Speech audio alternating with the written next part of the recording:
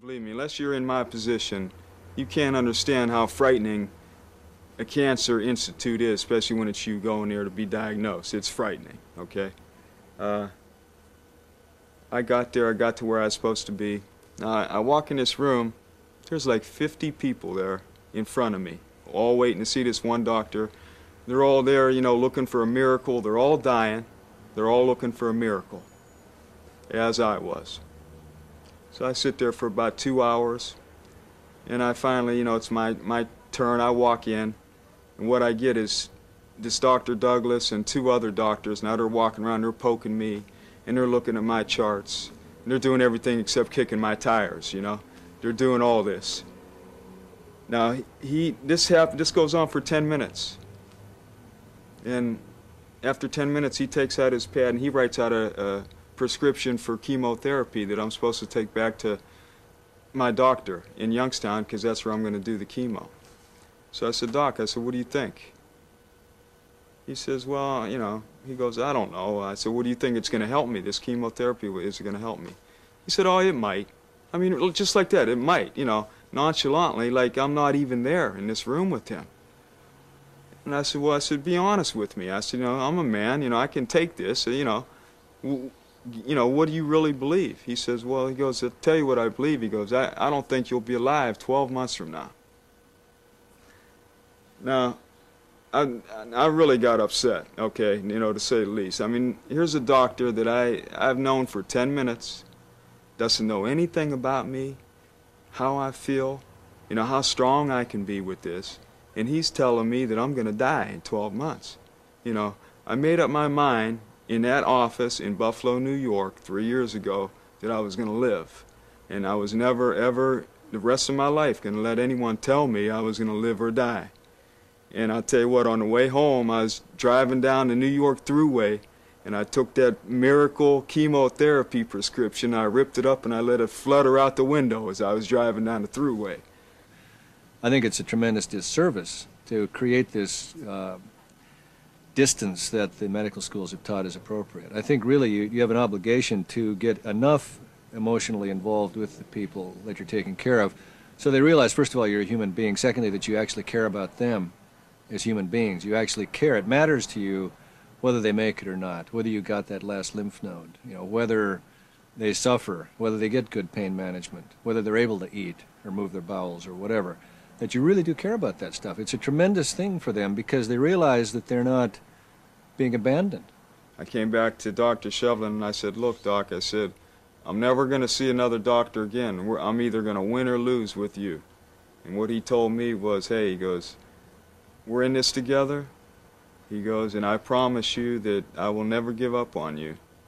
This is a person that we're supposed to be, all of us, relying on to stick with us to the end. And we're asking them now to change and bring on the end. I mean, to me, it's ludicrous because physicians, number one, they're not educated in how to do this. And most doctors, if they're going to do a job, they want to do it well, right? So we need to have courses on how to kill people. Where would these doctors come from? What kind of doctors can do it? Could a chiropractor do it? I have no idea. Dr. Death. And there are going to have to be physicians that are willing to do it. And there will be. I think it's highly likely that doctors with good practices are not going to want to touch this with a 10-foot pole. It'll be the so-called bottom feeders, the doctors that are kind of marginal, that aren't doing very well, that nobody respects, that are going to do it, and they will open up death clinics. Look at Dr. Kevorkian. He's an unemployed pathologist. He knows nothing about patient care. So who's going to do it? Somebody's going to have to do it. And because there's no guarantees with the drugs that we've got now that it will do the job, we're going to have people come to some place and have somebody standing by, perhaps with a syringe in hand, to finish the job. That's what they do in Holland. The Dutch have tried. You know, the Dutch have been doing this since 1973. They had a whole series of very carefully thought out safeguards based on quality control and lack of pressure on the patient and psychiatric evaluation, all that stuff. The problem is there's no way to enforce it. Children now are being euthanized, handicapped children.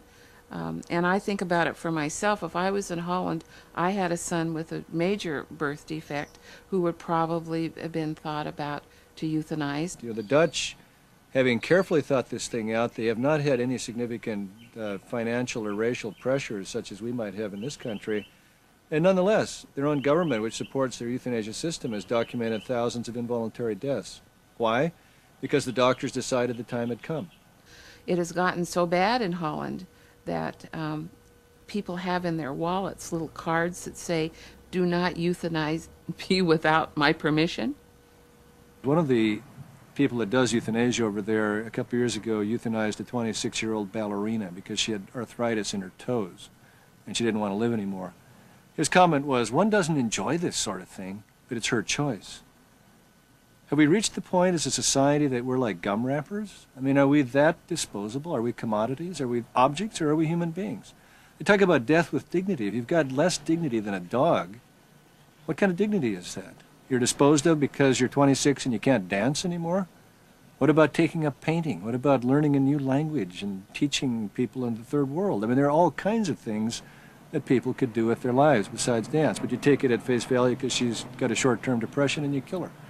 What sort of a society is that? What are we becoming? I mean, that's the final act, and there's no hope there at all. Did you ever hear of doctors making mistakes? Did you ever hear of medicine improving? Would you want to be the person they're going to stick the needle in? I think all of us want the best medical care we can get. And is the best medical care going to be euthanasia?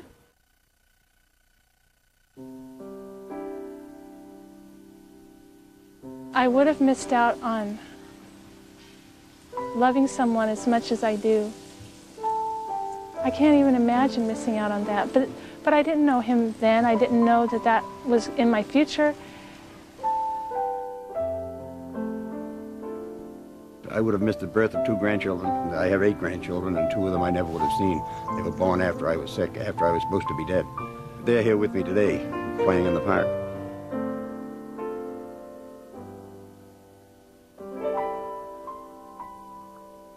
I love watching the snow fly in the wintertime, and I love watching the leaves come down in the fall. You know, I mean, life is a precious thing.